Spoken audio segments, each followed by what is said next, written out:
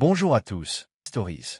Aimez-nous et abonnez-vous à notre chaîne pour découvrir d'autres histoires captivantes. Plongeons-nous dans l'histoire.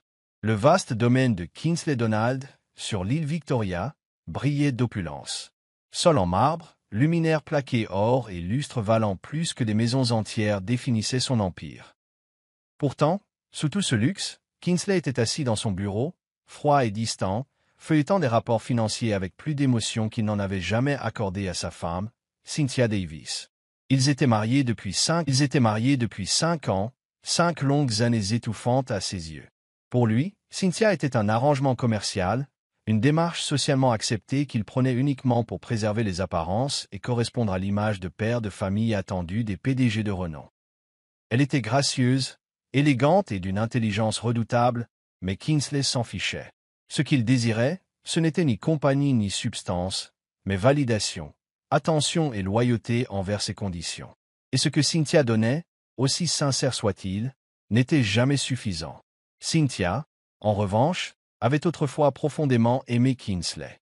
Elle s'était mariée avec des rêves de famille, de partenariat et de vision commune.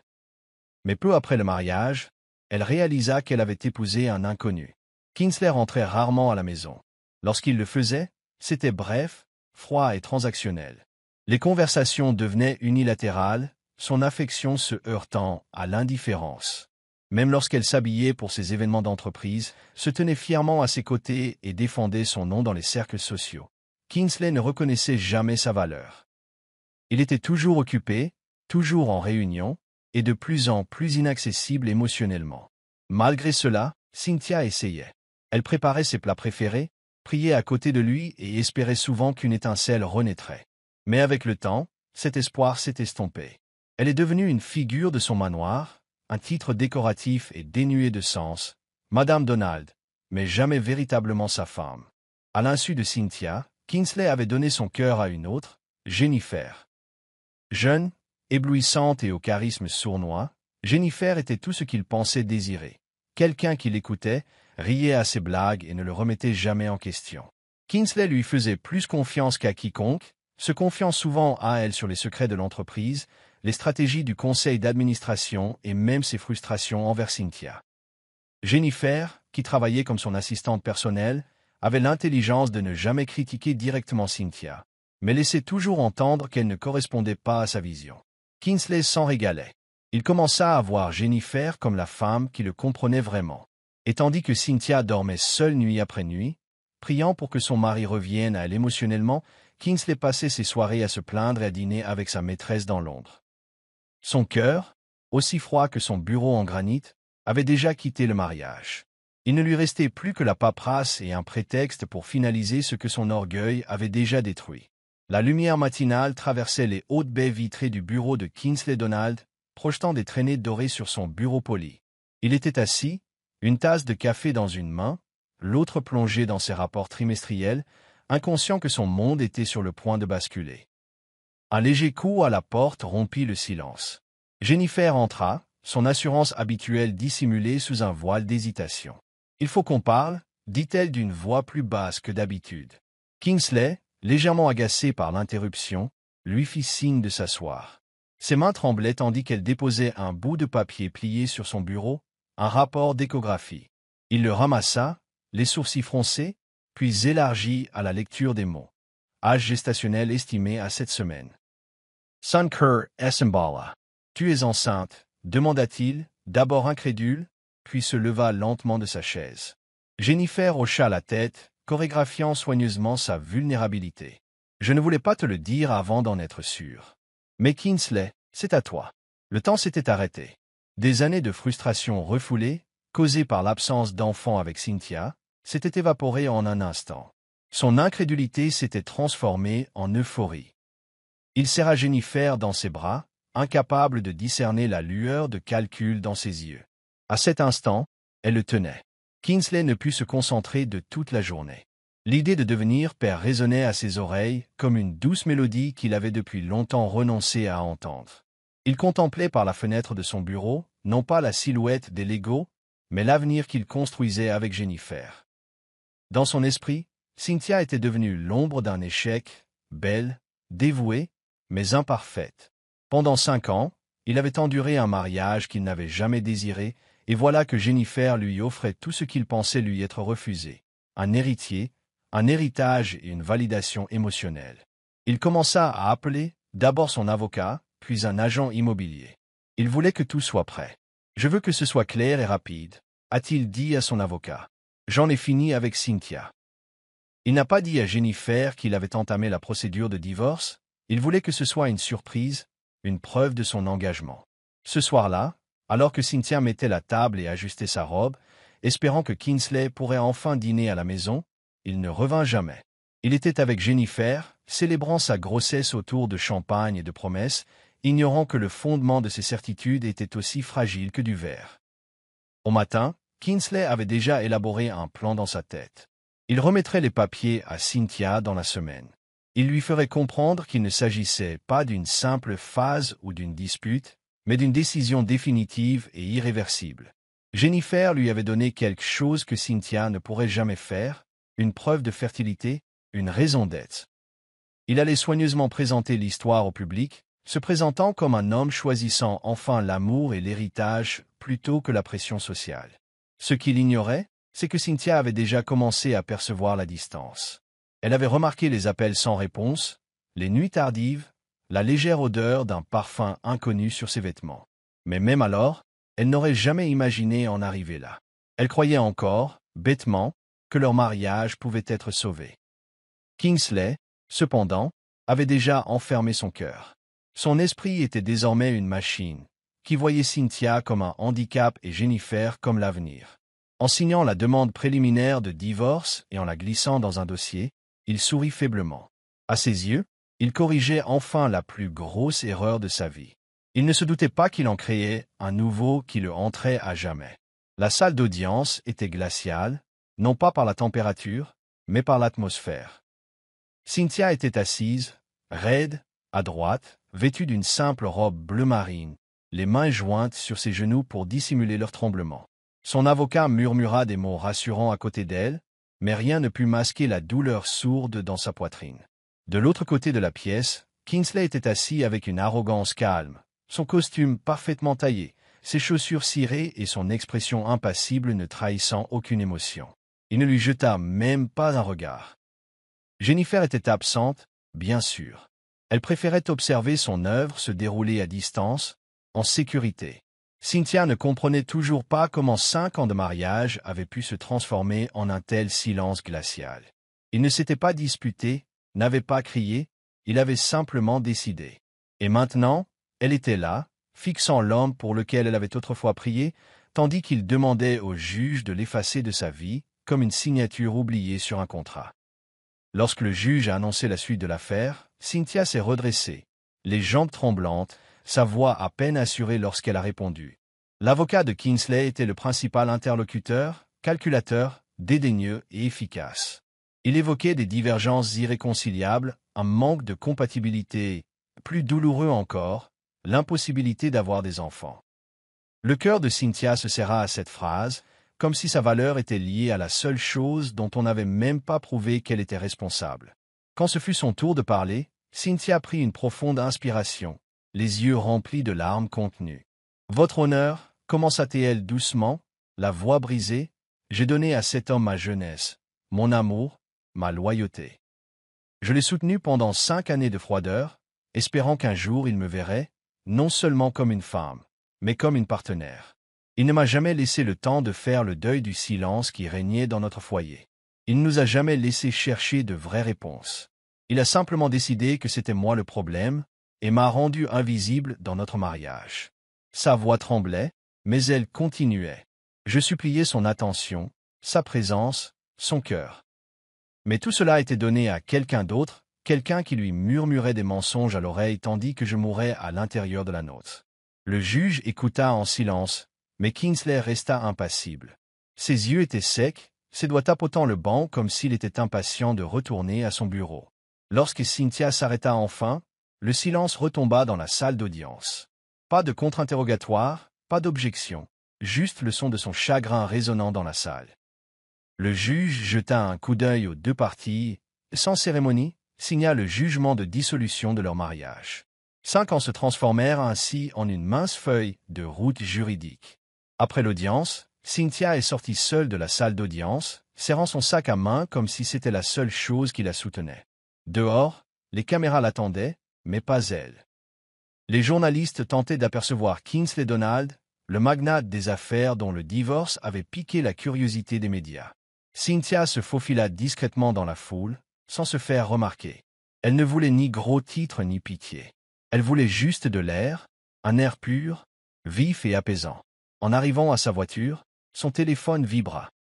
C'était le cabinet de son médecin, un rappel automatique pour un rendez-vous de suivi suite à l'examen qu'elle avait passé la semaine précédente après une fatigue inhabituelle. Elle l'avait complètement oublié dans la tourmente du divorce. Elle était assise dans sa voiture, la finalité du divorce pesant sur elle comme un poids insoutenable. Kingsley l'avait quittée, l'avait tranchée avec la plus cruelle des lames, l'indifférence. Et pourtant, la vie, une vie étrange et mystérieuse, allait lui offrir une révélation que ni les documents judiciaires ni la trahison ne pourraient effacer. Quelque chose grandissait en elle. Un battement de cœur. Une seconde chance. Une graine que Kingsley avait abandonnée avant même d'en avoir conscience.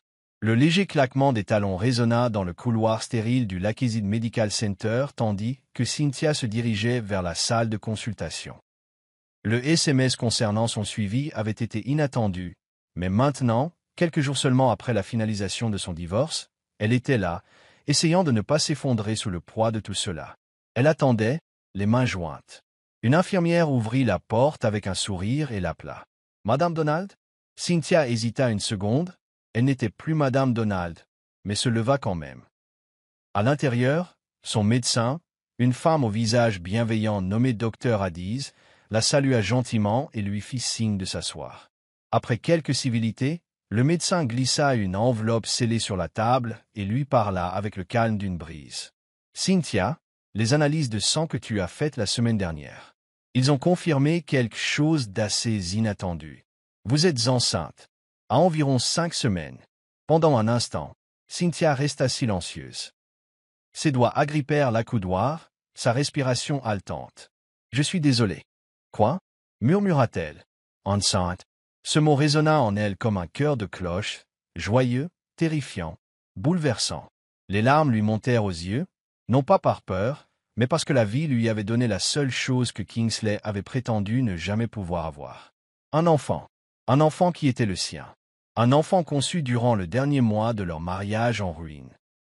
Elle se souvenait de toutes ces nuits où elle s'était endormie en pleurant, se sentant moins qu'une femme parce qu'elle ne pouvait pas lui donner d'enfant, pour finalement réaliser que le problème n'avait jamais été elle.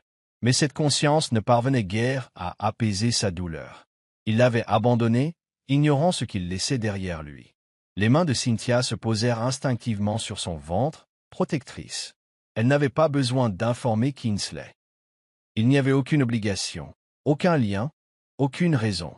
Elle l'avait supplié de rester, l'avait supplié de se battre ensemble, mais il avait choisi un autre choix. Maintenant, il allait vivre avec ce choix. Son seul souci était désormais l'enfant, pas la vengeance, pas la faim, juste la survie, la sécurité et peut-être, un jour, la guérison. À son retour ce soir-là, l'appartement lui parut différent. Plus vide, certes, mais aussi étrangement sacré. Elle se versa un verre d'eau et se dirigea vers le miroir. Son reflet semblait fatigué, brisé, mais il y avait aussi quelque chose d'inébranlable et de fort en lui. « Je n'ai pas besoin de lui, » murmura-t-elle. « Tout ira bien. » Elle posa une main sur son ventre et força un sourire, même si ses yeux étaient encore vitreux d'émotion. Ce soir-là, Cynthia écrivit dans son journal pour la première fois depuis des mois. Elle lista ses nouvelles priorités, élabora un plan financier et planifia ses visites prénatales. Elle savait que le chemin à parcourir ne serait pas facile. Il y aurait des jugements, des ragots et de la solitude. Mais elle savait aussi une chose avec une clarté cristalline. Elle élèverait cet enfant avec amour, même si elle devait le faire seule. Les mois passèrent, et Cynthia transforma la douleur en bulle. Son parcours de grossesse ne fut pas jalonné de roses et de berceuses. Elle était faite de discipline, de travail et de survie. Elle a déménagé dans un appartement plus petit, a commencé à vendre des bijoux et des vêtements de créateurs offerts par Kingsley et a décroché des missions de consultante indépendante en communication d'entreprise. Son ventre rond s'est arrondi avec une défiance silencieuse, chaque coup de pied lui rappelant que sa vie avait un but, malgré ses débuts. Des amis disparurent, certains par maladresse, d'autres par loyauté envers Kingsley. Mais Cynthia s'en fichait. La solitude devint le cocon de sa métamorphose. Lors des rendez-vous prénataux, elle répondait à toutes les questions avec assurance. Sur les marchés, elle marchandait avec humour. Le soir, elle priait pour son enfant à naître, murmurant souvent « Tu es la seule chose qui m'a empêché d'abandonner ». Lorsqu'elle donna enfin naissance à un magnifique petit garçon, elle le prénomma Clinton, un prénom qui signifiait « ville clôturée ». Symbole de protection et de nouveau départ. Les premiers jours de la maternité furent difficiles. Nuit blanche, poussée hormonale et le silence douloureux de la solitude, des moments que la plupart des femmes partageaient avec leurs partenaires. Elle se réveillait à 2 heures du matin pour nourrir Clinton, regardant par la fenêtre les lumières de la ville clignoter doucement, presque avec compassion. Elle notait chaque étape importante de sa vie, prenait des dizaines de photos et tenait un journal de lettres qui s'allongeait, afin qu'un jour, lorsqu'il lui demanderait où était son père, elle ait les mots pour lui expliquer. Mais même dans ce chaos, Cynthia trouvait la paix dans les rires de Clinton, ses petits doigts serrant les siens, ses yeux, si semblables à ceux de Kingsley, la regardant avec un émerveillement innocent. Elle ne voulait plus seulement survivre. Elle voulait s'épanouir, pour lui. Au 2e anniversaire de Clinton, Cynthia était déjà bien dans sa peau. Elle avait décroché un poste administratif à temps partiel dans une petite agence de voyage près de l'aéroport local. Le salaire n'était pas exceptionnel, mais il était honnête. Elle était connue pour sa discipline et sa capacité à gérer la pression. Ses collègues respectaient son éthique de travail et les clients appréciaient sa chaleur humaine. Chaque soir, elle allait chercher Clinton à la crèche du quartier et la ramenait chez elle en fredonnant des berceuses. Elle ne parlait jamais de Kingsley. Pas même quand elle a vu sa compagnie dans les journaux. Pas quand elle a entendu des inconnus jaser sur sa maîtresse et sa nouvelle vie. Ce chapitre était clos. La seule chose qui comptait désormais était l'enfant autour duquel elle avait construit son monde, brique par brique, à partir des cendres de son chagrin. La vie de Cynthia prit un nouveau tournant lorsqu'elle découvrit une offre d'emploi en ligne chez Scanova Airlines, une compagnie aérienne de taille moyenne qui développait ses activités en Afrique de l'Ouest. Il s'agissait d'un poste administratif, mais l'entreprise offrait des perspectives d'évolution, des avantages sociaux et des tarifs réduits pour la garde d'enfants. Cette dernière remarque l'a convaincue. Elle a postulé sans hésiter. Lors de l'entretien, elle s'est montrée avec l'assurance de quelqu'un qui a été victime d'un coup dur et qui s'est reconstruit. Ses réponses étaient claires, son regard posé. Le jury a été impressionné par son parcours professionnel, notamment ses années passées à gérer la communication interne du conglomérat de Kingsley. Même si elle n'a jamais mentionné son nom. Elle a simplement fait référence à l'ancienne entreprise. Lorsqu'elle a reçu l'offre d'emploi, elle a pleuré seule dans la salle de bain. Ce n'était pas seulement un emploi, c'était une guérison. Elle travaillerait désormais près de l'aéroport, un endroit paradoxal pour une femme dont la vie avait été clouée au sol pendant si longtemps. Chez Scanova, Cynthia était comme une bouffée d'air frais. Son souci du détail, son style de communication respectueux et sa force tranquille la distinguaient. Elle n'était jamais en retard. Elle restait au-delà de son service si nécessaire. Lorsque le système d'un collègue a planté lors d'un enregistrement international, Cynthia a pris le relais, utilisant le logiciel comme si elle l'avait créé. Elle a impressionné ses supérieurs sans même le vouloir. Avec le temps, elle a été promue du poste de secrétaire à celui d'assistante de coordination des vols. À chaque paie, elle économisait, se coupait les cheveux elle-même et cousait le cartable de Clinton au lieu d'en acheter un nouveau. La vie n'était pas facile, mais elle était stable.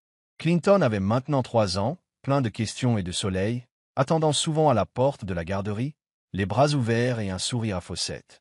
Elle lui racontait des histoires avant de s'endormir, sur le courage et la gentillesse, sans jamais parler de trahison ou d'amertume.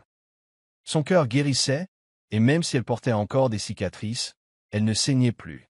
C'est lors d'un briefing matinal que Cynthia attira pour la première fois l'attention de Vincent James, le PDG de la compagnie aérienne. Il venait de rentrer de France après une réunion du conseil d'administration. Et on est passé devant qu'il l'entendit corriger une erreur de planification avec une logique fulgurante. Curieux, il s'attarda en retrait, l'observant résoudre une crise avec une précision sereine. Plus tard dans l'après-midi, Il demanda un rapport et découvrit son nom sur le document joint. Cynthia Davis, lut-il à voix haute, intriguée. Elle ignorait que son excellence discrète avait fait une telle impression. Pour elle, Skynova n'était qu'une bouée de sauvetage. Pour Vincent, elle allait devenir quelque chose de bien plus profond, une femme dont la force remettait en question ses idées de pouvoir et dont la présence allait bientôt changer sa vie. Vincent James n'était pas un PDG comme les autres. Bien qu'il dirigeât l'une des compagnies aériennes les plus prospères d'Afrique, il se montrait sobre, s'habillait modestement et gardait un profil bas. Ayant hérité de l'entreprise de son défunt père, Vincent avait connu la richesse dès sa naissance, mais pas l'affection. Il avait perdu sa mère à 8 ans et avait grandi entouré de femmes de ménage plutôt que de câlins. C'est peut-être pour cela que, lorsqu'il avait vu Cynthia pour la première fois, ce n'était pas son CV ni son efficacité qui l'avaient captivé, mais son regard. Des yeux qui avaient visiblement trop vu et qui pourtant refusaient de perdre leur gentillesse. Au fil des semaines, il trouvait des prétextes pour passer dans son service, un dossier oublié par-ci, une question mineure par-là, juste pour la regarder travailler, pour entendre sa voix. Elle ne flirtait jamais, ne s'attardait jamais. Elle était toujours respectueuse, toujours professionnelle, et cela l'intriguait encore plus. Il en avait assez des sourires forcés et des flatteries. Cynthia était réelle. Elle le remarquait aussi, même si elle gardait ses réactions secrètes. Vincent était doux, poli et étonnamment observateur pour quelqu'un de son niveau. Mais elle avait retenu la leçon avec Kingsley. Le pouvoir et le charme pouvaient être des masques. Elle devait penser à Clinton. Alors, quand Vincent lui a proposé un jour de l'aider à porter une pile de rapports jusqu'à son bureau, elle a souri poliment, mais a dit « Merci, monsieur, je m'en occupe ». Vincent ne s'est pas offusqué. Son indépendance ne fit qu'accroître son admiration. Dans les semaines qui suivirent, il manifesta son intérêt, mais discrètement. Il commença par des conversations, de vraies conversations. Il l'interrogea sur ses rêves, son enfance, ses livres préférés. Il n'évoqua jamais son ex-mari, même s'il l'apprit discrètement par des moyens discrets. Apprendre toute l'histoire ne fit que renforcer sa conviction que cette femme avait enduré plus que la plupart des autres et avançait encore avec dignité. Un soir, après une réunion du conseil d'administration qui s'était prolongée jusqu'à tard, Vincent raccompagna Cynthia jusqu'à sa voiture. Clinton, alors âgé de 4 ans, était assis à l'arrière, feuilletant un livre d'images. L'enfant le regarda avec le même sourire à faussettes que Kingsley avait autrefois. Vincent n'a pas fait de commentaire. Il s'est plutôt agenouillé à la hauteur de Clinton et lui a tendu la main. « Salad, champion. Je m'appelle Vincent. » Clinton rigola et lui rendit sa poignée de main. Cynthia se tenait à côté d'eux, le cœur battant. C'était le premier homme depuis Kingsley à témoigner de la gentillesse à son fils sans aucune obligation. Ce soir-là, alors qu'elle rentrait chez elle, Clinton demanda innocemment « Maman, est-ce que cet homme est notre ami ?» Elle sourit doucement dans le rétroviseur et répondit « Peut-être, ma puce. Peut-être un jour. » Au cours des mois suivants, le lien entre Vincent et Cynthia s'est renforcé. Leur relation reposait non pas sur des déclarations osées, mais sur la constance. Il appelait quand il le disait. Il l'écoutait lorsqu'elle parlait. Il respectait son espace et n'utilisait jamais son statut pour l'impressionner. Pour Cynthia, c'était une expérience étrange. L'amour, pour elle, avait toujours été synonyme de déception. Mais Vincent lui prouva peu à peu le contraire. Il lui acheta des livres plutôt que des bijoux. Il s'est présenté au récital de Clinton à l'école avant même qu'il ne commence officiellement à se fréquenter. Il n'a pas rempli le silence de mots doux. Il est resté assis à ses côtés pendant tout ce temps. Et quand il a finalement invité à un vrai rendez-vous, il l'a fait non pas en tant que patron, mais en tant qu'homme séduit par la résilience de son regard. « Je ne veux pas te sauver, » a-t-il dit. « Je veux juste marcher à tes côtés, si tu me le permets. » Cynthia était prudente, mais pas froide. Elle avait trop longtemps vécu dans la peur d'une nouvelle trahison. Mais la sincérité de Vincent la désarma. Lors de leur premier rendez-vous, elle portait une simple robe crème et des chaussures plates. Il l'a emmenée dans un café jazz tranquille sur le continent, où ils ont discuté pendant des heures. Lorsqu'il l'a reconduite chez elle, il n'a pas demandé à entrer. Il l'embrassa sur le front et dit « À demain ». Ce moment effaça des années de chagrin. Pour la première fois depuis des lustres, Cynthia dormit paisiblement. Les semaines passèrent et leur relation s'épanouit. Clinton adorait Vincent et l'appelait souvent « Monsieur Plein », l'associant à l'aéroport. Vincent ne le corrigea jamais. Il lisait des histoires avant de s'endormir, aidait aux devoirs et devint une présence constante dans leur vie. Un dimanche après-midi tranquille, sous un manguier dans le jardin de Cynthia, Vincent s'agenouilla et la demanda en mariage, sans foule théâtrale ni bague clinquante, mais avec humilité. « Je sais que je ne suis pas le père de Clinton par le sang, dit-il, mais je l'aime. Et je vous aime. Je veux construire une vie avec vous deux. » Cynthia pleurait, non pas par incertitude, mais parce qu'elle se sentait enfin en sécurité. Elle a dit oui. Quelques mois plus tard, ils se sont mariés lors d'une cérémonie intime. Pas de médias, pas de gros titres, juste la famille, la sincérité et la paix. Et tandis que Clinton dansait entre eux, Vincent savait qu'il n'avait pas seulement gagné une épouse. Il avait gagné quelque chose de sacré, un but. Tandis que la vie de Cynthia s'élevait, celle de Kingsley commençait à s'effondrer. Un soir, alors qu'il revenait précipitamment d'un dîner d'actionnaires après un appel de Jennifer affirmant qu'elle saignait, Kingsley a grillé un feu rouge. Un camion de livraison a fait une embardée, mais pas assez vite. L'impact lui a brisé la jambe, fracturé la colonne vertébrale et brisé plus que des os. Il a brisé son illusion d'invincibilité. Il s'est réveillé 2 jours plus tard dans un lit d'hôpital, plongé dans le silence. Plus de Jennifer. Plus de membres du conseil d'administration. Juste des machines, de la douleur et un neurologue expliquant que les lésions de la colonne vertébrale avaient entraîné une paralysie temporaire et une possible infertilité permanente. Vous pourrez peut-être remarcher, a dit le médecin, mais vous ne pourrez peut-être plus jamais avoir d'enfant. Ces mots ont été plus durs que le camion. La seule chose sur laquelle il avait bâti son ego, sa quête d'un héritier biologique, était désormais hors d'atteinte. Jennifer revint, mais sans inquiétude. Elle était impatiente, dédaigneuse, irritée par ses nouvelles limites. La maîtresse attentionnée est devenue distante du jour au lendemain. Elle a cessé de dormir chez moi. Elle a cessé de se soucier de moi. Kingsley, autrefois symbole de domination masculine, avait désormais besoin d'aide pour aller aux toilettes. Le conseil d'administration a temporairement réaffecté ses tâches. Les médias ont spéculé. Ils sentaient l'empire lui glisser entre les doigts. Mais pire encore était le silence de Jennifer. Lorsqu'il évoqua le bébé qu'elle portait encore, ses réponses devinrent plus vagues. « C'est à toi, bien sûr, murmurait-elle. » Mais Kingsley commençait à s'interroger, à voir des fissures. Son affection avait toujours été stratégique. Il ne l'avait simplement pas remarqué. Mais maintenant qu'il n'avait plus rien à offrir, elle ne se produisait plus.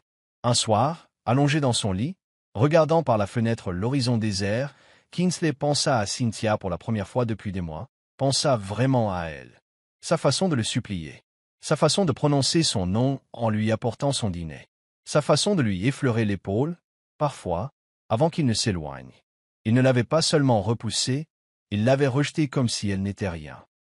Et maintenant, dans cette pièce stérile, Kingsley réalisait enfin que la seule personne qu'il avait jamais vraiment aimée n'était pas Jennifer.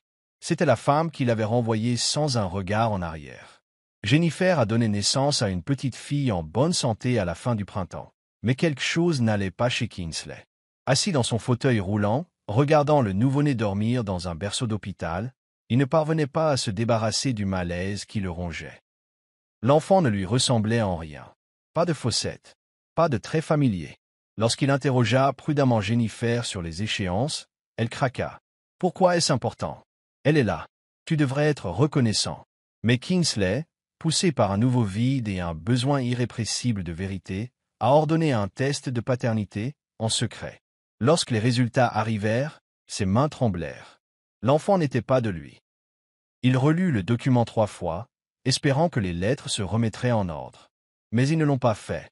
Les chiffres, le nom, la vérité, tout était clair. Jennifer avait menti.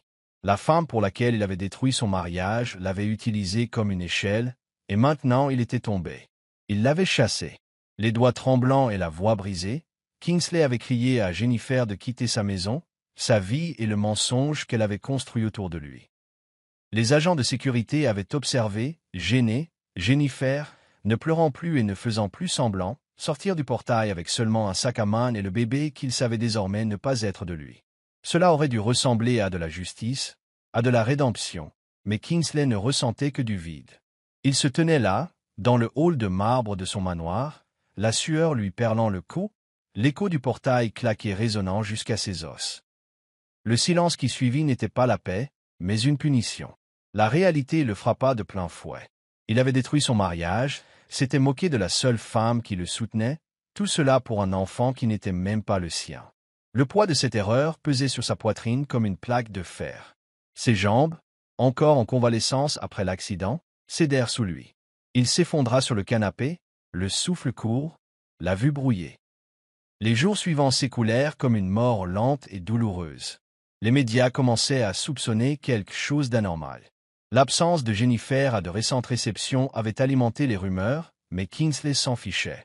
Pour la première fois de sa vie, le monde extérieur n'avait plus d'importance.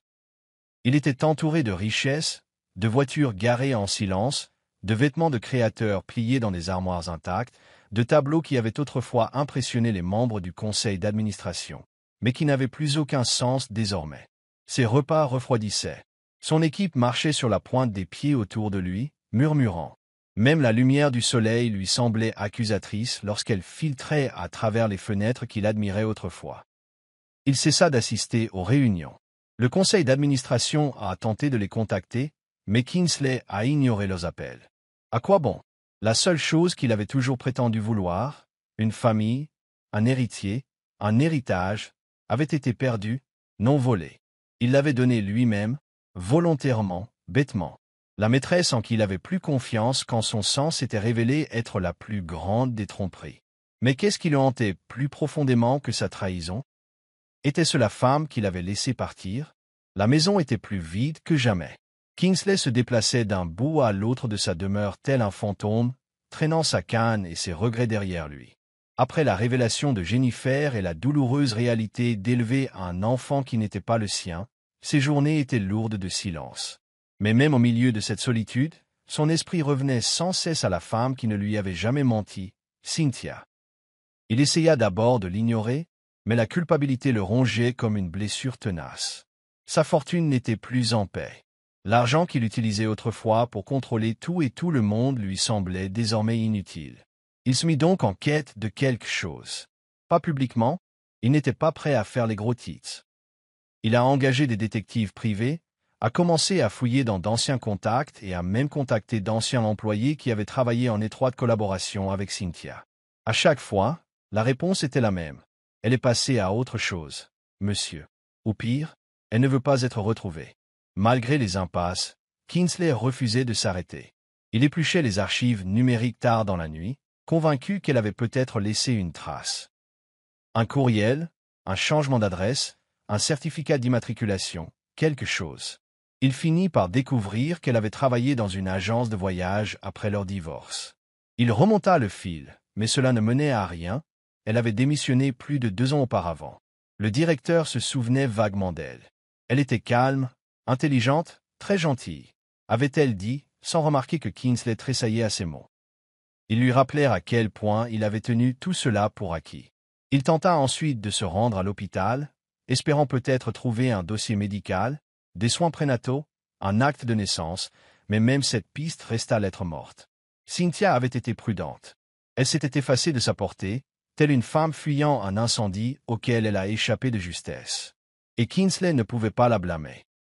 Pourtant, plus il cherchait, plus il désespérait, non pas pour la rédemption, mais pour un aperçu de la vie qu'il avait gâchée. Cynthia ne mesurait plus sa vie à l'aune de ce qu'il avait brisé, mais à ce qui la consolidait désormais. Chaque matin commençait par le doux bruit des petits pas de Clinton dans le couloir, son visage creusé de fossettes apparaissant dans sa chambre juste avant le lever du soleil.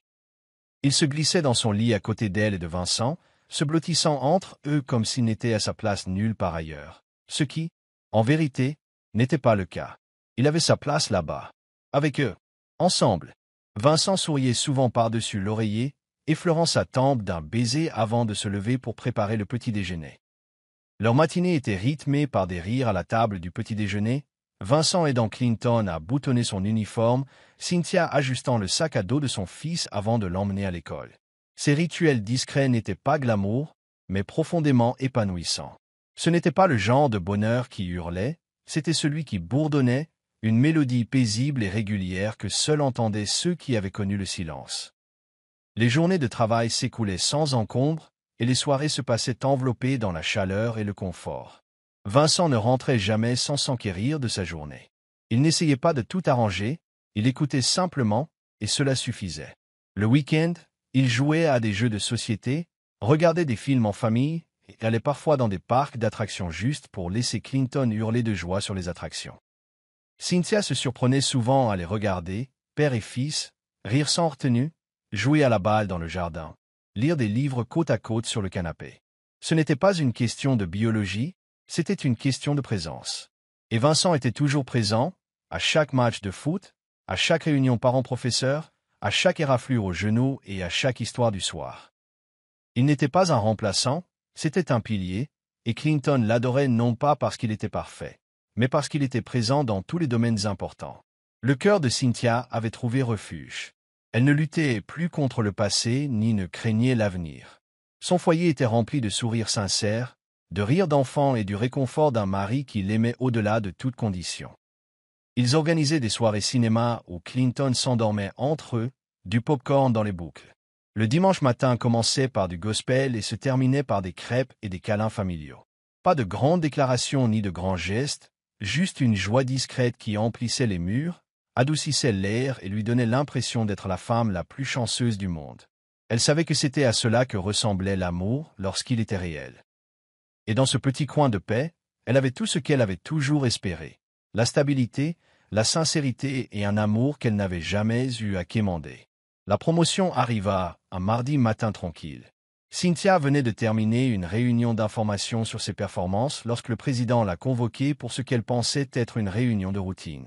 Mais lorsqu'elle est entrée dans la salle de réunion, toute l'équipe de direction s'est levée et a applaudi. Déconcertée, elle s'est tournée vers Vincent, qui se tenait dans un coin avec un sourire subtil et fier. « Cynthia, » a déclaré le président, « votre leadership, votre innovation et votre constance ont permis à Skynova de réaliser son trimestre le plus fructueux. Le conseil d'administration a décidé à l'unanimité de vous nommer directrice de l'exploitation. » La salle a applaudi à tout rompre, mais Cynthia est restée figée. Non pas par peur, juste par admiration. Elle avait traversé tant d'épreuves. Et maintenant, elle ne survivait plus. Elle se leva. Après la réunion, elle entra dans son nouveau bureau, avec vue panoramique sur la piste. Debout près de la baie vitrée, elle regarda les avions décoller. C'était poétique, pensa-t-elle, de voir comment la vie reflétait le vol. Comment même ceux qui s'étaient écrasés pouvaient voler à nouveau. Son téléphone vibrait de messages de félicitations de collègues, de la monnaie royale canadienne et même de dirigeants d'entreprises dont elle n'avait lu les histoires que dans les magazines. Elle sourit, reconnaissante, mais sans vantardise. Pour elle, cette promotion n'était pas une question de pouvoir. C'était une question de sens. Elle s'assit à son nouveau bureau, rangeant les photos encadrées qui allaient trôner près de son clavier, le tableau de Clinton, un portrait de famille avec Vincent et une petite citation brodée qu'elle avait achetée un jour pendant une période de tempête. Pourtant, elle se relève. Cet après-midi-là, elle arpentait les couloirs non pas en survivante, mais en symbole de ce que pouvait être la guérison dans la foulée d'une femme. Ce soir-là, Vincent et Clinton lui firent la surprise d'une fête à la maison, rien de grandiose, juste touchante. Des ballons accrochés au plafond de la cuisine, un gâteau maison avec « C.O.O. Mama » griffonné de la main de Clinton, et l'amour irradié de tous les côtés. Ils dansèrent dans le salon, tous les trois dans un joyeux chaos. Plus tard, après que Clinton fut couché, Vincent l'entraîna dans un slow dans le salon. « Je l'ai toujours su » murmura-t-il. « Même le premier jour où je t'ai vu, il y avait quelque chose d'inébranlable en toi. » Cynthia posa la tête sur sa poitrine, le doux bourdonnement de la vie vibrant tout autour d'elle. Non à la trahison, mais elle l'avait transformé en génie. Kingsley était assis en silence au bord de sa chambre, la douce lumière matinale perçant à peine les épais rideaux de velours. Les documents de voyage étaient soigneusement empilés sur la table en acajou poli, un vol direct pour Genève, une lettre du neurochirurgien et les modalités d'admission à l'hôpital. Il les avait parcourus une douzaine de fois, non pas par incompréhension, mais parce que leur lecture lui offrait une occupation, une source de concentration en dehors du silence absolu de sa maison. Son assistante avait tout confirmé. Son véhicule accessible au fauteuil roulant devait arriver à 9 heures précises. Le personnel avait été licencié pour la semaine. Personne ne savait qu'il partait. Ni le conseil d'administration, ni son entourage, ni les médias. Il ne voulait pas qu'on le voie ainsi, non pas comme Kingsley Donald le mobile, mais comme un homme réduit à l'immobilité, porté non par la force, mais par des roues. La veille, il avait fait sa valise lui-même. Pas d'assistant, pas de domestique. Juste lui et l'écho de tous les choix qui ont mené à ce moment. Dans son sac de voyage, il ne contenait que l'essentiel. Des vêtements confortables, ses médicaments, un coussin de nuque et un petit carnet noir contenant toutes les lettres qu'il avait écrites au cours des 6 derniers mois. Des lettres à Clinton, des lettres à Cynthia, certains inachevés, certains scellés, tous non envoyés.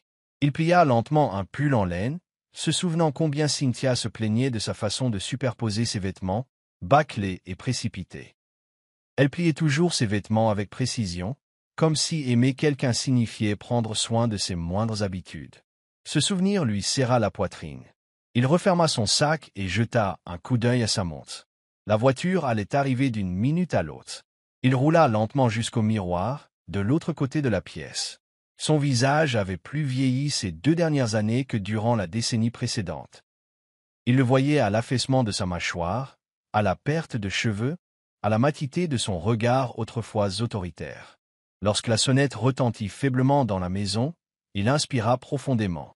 Agrippant le derrière, il roula en avant, une poussée à la fois.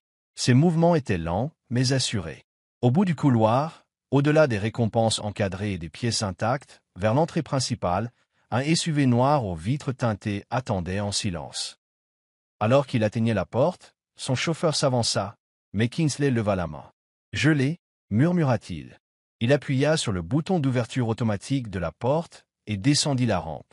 La brise lui caressait le visage, fraîche, indifférente. Il s'arrêta au bord de la voiture, observant brièvement la rue déserte, et murmura à personne. Que cela ne soit pas vain. Avec l'aide du chauffeur, il monta dans le véhicule. La porte se referma doucement derrière lui. Pas de presse. Pas de foule. Juste un homme, son fauteuil, et le début silencieux d'un voyage qui mettrait à rude épreuve non seulement sa colonne vertébrale, mais aussi son âme. Kingsley était assis en silence dans la salle d'attente près de la porte B9, son fauteuil roulant positionné juste à côté des hautes baies vitrées donnant sur le tarmac. La lumière matinale inondait le terminal, projetant de longues ombres sur le sol poli. Il était habillé simplement. Un sweat à capuche anthracite, un pantalon gris clair et des baskets choisies pour le confort plutôt que pour le style. Son vol pour Genève était confirmé, ses documents déjà enregistrés, et il ne restait plus qu'à attendre. Mais Kingsley n'avait pas l'esprit en Suisse. Cela ne faisait pas des semaines que ça existait. Ça persistait dans le passé, des lettres qu'il n'avait pas envoyées, des excuses qu'il n'avait pas présentées, et un enfant qu'il n'était pas sûr de rencontrer un jour. Il ajusta lentement les manches de son sweat à capuche, le regard éteint par une nuit agitée. Le bourdonnement régulier des annonces d'embarquement résonnait autour de lui, mais il les entendit à peine, jusqu'à ce que quelque chose, ou plutôt quelqu'un, attire son attention et glace l'air dans ses poumons. Il cligna des yeux, s'inclina légèrement en avant, non pas par douleur, mais par incrédulité. De l'autre côté du terminal, à moins de 20 mètres de là où il était assis, se tenait une femme en chemisier bleu marine, la tête penchée vers l'écran de vol. Sa posture, ses cheveux, la façon dont elle tenait son sac à main, tout en elle éveillait en lui quelque chose qu'il n'avait pas ressenti depuis des années. Cynthia. Et à côté d'elle, lui tenant la main avec une familiarité naturelle, se tenait un petit garçon, vif, aux yeux brillants et d'une familiarité déchirante. Kingsley n'avait pas besoin de deviner. La ressemblance de l'enfant était indéniable. Ses yeux, ses pommettes, même la petite fossette sur sa joue gauche quand il souriait. Le cœur de Kingsley battait fort contre sa poitrine. Était-ce réel? Le destin les avait-il placés dans le même terminal le même matin? Après 5 ans de silence, il resta figé, hésitant entre pleurer, parler ou se retirer. Il ne pouvait détourner le regard. Le temps sembla s'évanouir tandis qu'il regardait Cynthia se pencher et dire quelque chose au garçon. Le garçon, son fils, ricanait et lui montrait du doigt un magasin de jouets voisins, l'attirant par le bras. Elle sourit et hocha la tête, commençant à marcher avec lui dans la direction opposée. Les mains de Kingsley agrippaient les jantes de son fauteuil roulant, les jointures blanches, les muscles tendus. Il ne savait pas quoi faire. Devait-il les appeler? Devait-il les suivre? Devait-il les laisser partir? Son esprit tourbillonnait de 1000 versions de l'instant suivant.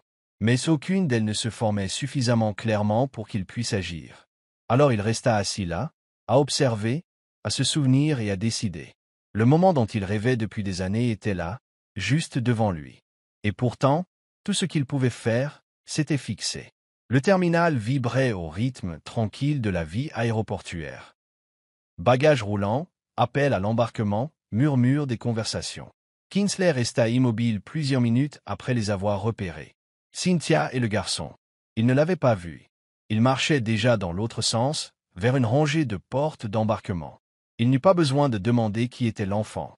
La ressemblance le frappa comme une vague. Ses yeux familiers, cette démarche, cette énergie enjouée. Le cœur de Kingsley résonna à ses oreilles, le bruit du terminal s'estompant sous le grondement du tonnerre. Il hésita, figé dans l'indécision. Mais alors, comme tiré par quelque chose de plus grand que lui, il se mit lentement à avancer. Les roues tournaient sous ses paumes, douces et posées. Il ne l'appela pas. Pas encore. Il se contentait de suivre, chaque poussée le rapprochant du passé qu'il avait tenté, sans succès, d'oublier. Cynthia marchait avec une confiance tranquille, une main posée sur l'épaule du garçon pour le protéger. Clinton, plein d'une énergie enfantine, sautillait à ses côtés, balançant un petit sac à dos à chaque pas. Kingsley accéléra légèrement le pas, craignant de les perdre dans la foule. Une femme avec une poussette passa entre eux, et il la contourna prudemment. Puis, à quelques mètres de là, il retrouva sa voix. « Cynthia » appela-t-il, à peine assez fort pour couvrir le léger brouhaha environnant. Elle se retourna lentement, surprise. Son regard se posa d'abord sur le fauteuil roulant, puis sur son visage, et enfin sur ses yeux. Il n'y eut ni choc ni panique. Juste une reconnaissance. Le garçon resta à ses côtés, inconscient du courant émotionnel entre les adultes. Les mains de Kingsley agrippèrent fermement le bord de sa chaise, mais il garda une voix posée. « Est-ce vraiment mon fils » demanda-t-il. C'était tout. Sans préambule. Aucune excuse. Juste une question qui hantait ses nuits blanches et remplissait les pages de ses lettres non envoyées. Cynthia ne bougea pas et ne détourna pas le regard. Sa réponse fut calme, directe et sans hésitation. « Oui » dit-elle. Un seul mot. C'était tout. Elle ne s'attarda pas, ne donna pas d'explication. Elle ne modéra pas son ton et ne se précipita pas pour combler le silence. La confirmation heard a loudement la poitrine de Kingsley. Elle le regarda une seconde de plus, puis se tourna vers Clinton, le guidant doucement vers les portes d'embarquement. Et Kingsley resta assis là, muet, immobile, ancré au sol par la vérité qu'il avait enfin entendue après 5 longues années. La poitrine de Kingsley se soulevait et s'abaissait par à-coups tandis qu'il regardait Cynthia s'éloigner avec le garçon, son fils. Le mot résonnait encore dans son esprit comme une réplique. Oui, il ne s'attendait pas à ce que cela l'anéantisse autant. Ce seul mot avait brisé quelque chose en lui, quelque chose de fragile, quelque chose d'enfoui. Il se tourna vers elle, ses doigts crispés sur les jantes métalliques froides. « Cynthia, s'il te plaît » cria-t-il de nouveau, un peu plus fort cette fois. Elle ne s'arrêta pas immédiatement. Elle ralentit, tourna légèrement la tête, puis lui fit face une fois de plus avec le même calme qui l'avait bouleversé quelques minutes plus tôt. Il n'avait pas de plan pour ce qu'il allait dire. Tout ce qu'il savait, c'est qu'il ne pouvait pas laisser ce moment se terminer sans essayer. « Ne t'en va pas. Pas comme ça. Pas encore. » Sa voix était tendue, désespérée. « Je sais que j'avais tort. Je sais que je ne mérite rien de toi, mais c'est mon fils. On ne peut pas parler ?» Les lèvres de Cynthia se pincèrent, indéchiffrables. Elle laissa une main délicatement posée sur le dos de Clinton, les doigts posés de manière protectrice. « Parlez » dit-elle, à peine audible dans le brouhaha du terminal. Après 5 ans de silence, sa voix n'exprimait aucune colère. Ce n'était pas amer. C'était las, tellement las que Kingsley sentit une nouvelle vague de culpabilité lui monter à la gorge. « Je ne savais pas. » Il essaya de nouveau, se rapprochant. « Je te jure, je ne savais pas que tu étais enceinte. Si je l'avais su. » Il s'arrêta. Cynthia haussa légèrement les sourcils. « Si tu l'avais fait, demanda-t-elle, m'aurais-tu cru? Ou m'aurais-tu accusé de t'avoir piégé aussi ?» Kingsley ouvrit la bouche, puis la referma. Il n'avait pas de réponse. Parce qu'elle avait raison. À l'époque, il ne l'aurait pas cru. Il aurait douté de sa loyauté, comme il doutait de tout ce qu'elle lui avait donné. « Je ne demande pas à revenir, murmura-t-il. Je demande juste un instant, une conversation, une occasion de s'expliquer. » Mais Cynthia secoua lentement la tête, sa main se resserrant autour des petits doigts de Clinton. « Non, Kingsley, je t'ai supplié de m'accorder un instant précieux. Je t'ai demandé de m'écouter. Tu ne l'as pas fait. Tu as cru à un mensonge et tu m'as jeté dehors comme si je n'étais rien. » Ses yeux étaient humides mais inflexibles. « Maintenant, tu veux une conversation ?» Elle le regarda, non pas avec haine, mais avec détermination. « Il n'y a plus rien à dire. Clinton est mon fils, ma responsabilité, et ma paix. Tu es eu ta chance. » Cynthia marchait résolument, sa main tenant fermement celle de Clinton, tandis qu'ils approchaient du dernier point d'embarquement. Mais derrière elle, la voix de Kingsley résonnait dans le bruit du terminal, rauque, tendue et désespérée. « Cynthia, SILTE plate. Laisse-moi te dire ce que j'ai perdu. » Elle s'arrêta. Just un instant. Elle lui tournait toujours le dos, mais son allure ralentit suffisamment pour que le son l'atteigne. Kingsley, toujours assis dans son fauteuil roulant, s'approcha de quelques pas, ignorant la douleur dans sa poitrine et la brûlure dans ses bras. « J'ai tout perdu, Cynthia, » commença-t-il, sa voix portant des années de douleur enfouie. « Après ton départ, plus rien n'a fonctionné. L'entreprise fonctionnait toujours, certes, mais pas moi. Jennifer plus. Jennifer mentait. Le bébé n'était pas de moi. Elle m'a piégé, elle s'est servie de moi. Et quand je l'ai découvert, je l'ai mise à la porte, comme si elle n'était rien. Comme je l'ai fait pour toi. » Il s'arrêta pour reprendre son souffle, les yeux rivés sur le dos de celle qu'il appelait autrefois sa femme. « Mais la différence, c'est qu'elle le méritait. Tu ne l'as pas fait. » Il poussa de nouveau les roues, s'arrêtant à quelques pas d'elle. Cynthia ne s'était toujours pas retournée, mais sa prise sur la main de Clinton se resserra. « J'ai eu un accident de voiture 3 mois après ton départ, » a-t-il poursuivi. « Les médecins ont dit que je ne pourrais peut-être plus jamais marcher. Pour la première fois de ma vie, j'étais impuissant. Seul. Et pendant que j'apprenais à bouger mes jambes, je n'avais personne à mes côtés. Pas de femme. Pas d'enfant. Personne. Je t'ai cherché pendant des années. Non pas pour soigner mon image, mais parce que j'ai réalisé que je n'avais pas seulement perdu une femme bien. J'ai perdu la seule personne qui m'ait jamais aimé sans condition. J'ai perdu ma paix intérieure. Mon sommeil. Mon sourire. » Sa voix était à présent éraillée, mais il ne s'arrêta pas. « Je me réveille chaque jour en pensant à toi. Et chaque nuit, je regrette chaque mot que je t'ai dit le jour où je t'ai remis les papiers du divorce. » Finalement, Cynthia se retourna lentement.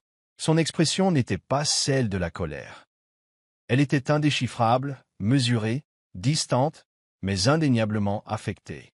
La voix de Kingsley s'adoucit. « Je n'avais pas seulement tort, Cynthia. J'étais aveugle. J'avais de l'or dans les mains et je pensais que c'était de la poussière. Et quand j'ai vu Clinton aujourd'hui, tout s'est effondré. » Il a fait un geste faible vers le garçon. « Il ne me connaît pas. Je ne m'y attendais pas. Mais je voulais juste que tu le saches. Je voulais que tu m'entendes, pas un tabloïd ou un inconnu. J'ai perdu la femme que j'aurais dû protéger, le fils que j'aurais dû connaître. Et maintenant, chaque jour qui passe, je me perds un peu plus. » Le silence qui suivit fut épais. Cynthia ne dit rien. Clinton les regarda tour à tour, inconscient de la gravité. Kingsley attended. Non pas qu'elle lui pardonne, mais simplement qu'elle comprenne le poids qu'il portait. Pendant un long moment, après la confession de Kingsley, Cynthia resta silencieuse. Le terminal bourdonnait autour d'eux, les annonces d'embarquement annonçaient les destinations, les voyageurs s'agitaient, leurs enfants à la remorque, mais dans ce petit espace entre eux, seul le silence régnait. Kingsley attendait, le souffle coupé par l'espoir et le désespoir, les yeux rivés sur les siens. Le regard de Cynthia soutint le sien pendant de longues secondes, et bien que ses lèvres restât immobiles, son regard révélait une tempête d'émotions, de chagrin, de reconnaissance, et bien plus encore. Libération. Puis, lentement, elle expira. Pas le genre de soupir né de l'épuisement, mais celui qui marque la fin d'un poids trop lourd porté trop longtemps. « Je te pardonne, Kingsley, » dit-elle doucement. « Enfin. Non pas parce que tu l'as mérité, mais parce que je refuse de te porter davantage. » Ces mots ne me blessèrent pas, ils purifièrent. Kingsley hocha lentement la tête, l'émotion serrée dans la gorge. « Merci, » murmura-t-il d'une voix tremblante. Cynthia s'accroupit à côté de Clinton, lui repoussant une petite boucle du front. Clinton, dit-elle doucement, cet homme est ton père biologique. Le garçon la regarda, perplexe. Mais j'ai déjà papa Vincent. Cynthia sourit. Toi, tu l'as. Et il sera toujours ton père. Mais c'est l'homme qui t'a donné naissance. Elle regarda de nouveau Kingsley. Je ne te prends rien, Clinton. Je veux juste que tu saches la vérité. Un jour, quand tu seras plus grand, tu la comprendras mieux. Clinton regarda Kingsley avec curiosité. Salut, dit-il simplement. Kingsley ravala ses larmes. Salut Clinton. Cynthia se leva. Tu peux le voir, dit-elle doucement. Sous certaines conditions, j'approuve. Nous organiserons des visites dans les lieux publics. Accès interdit sans surveillance. Il ne te connaît pas encore, et je ne le laisserai pas souffrir. Kingsley hocha la tête avec gratitude. C'est plus que je ne mérite. Le ton de Cynthia resta calme. Oui, c'est vrai. Ne me le faites pas regretter. Il n'y avait aucune douceur dans sa voix, mais aucune cruauté non plus, juste une mère qui protège son enfant. Nous ne reviendrons pas vers toi. Il n'y a pas de seconde chance pour nous. Cette porte est fermée, Kingsley. J'ai construit quelque chose de nouveau. Je suis heureux maintenant. Mais je ne refuserai pas à mon fils la chance de connaître l'homme qui l'a engendré. Si tu te montres digne de cette place. Kingsley baissa la tête. Je le prends, dit-il. Quoi que vous me donniez, je l'honorerai. Cynthia hocha brièvement la tête, puis se tourna vers la porte d'embarquement, Clinton marchant à ses côtés. Kingsley se rassit tandis qu'il s'éloignait, non pas avec amertume, ni avec nostalgie, mais avec un étrange sentiment de paix. Pour la première fois depuis des années, le silence en lui ne lui faisait plus mal. Il respirait. Il savait qu'il ne retrouverait jamais les années qu'il avait manquées. Il ne serait jamais celui que Clinton appelait son père. Mais il avait désormais quelque chose qu'il n'avait jamais eu auparavant. La responsabilité, la lucidité et une seconde chance d'être au moins présent. Alors qu'il disparaissait derrière la vitre du terminal, Kingsley ferma les yeux et murmura. Il n'est peut-être pas l'enfant que j'ai élevé, mais c'est grâce à lui que j'ai enfin réussi à me lever. Voilà la fin de l'histoire. Qu'avez-vous appris? Aimez et abonnez-vous à notre chaîne pour découvrir d'autres histoires intéressantes. Merci d'avoir regardé.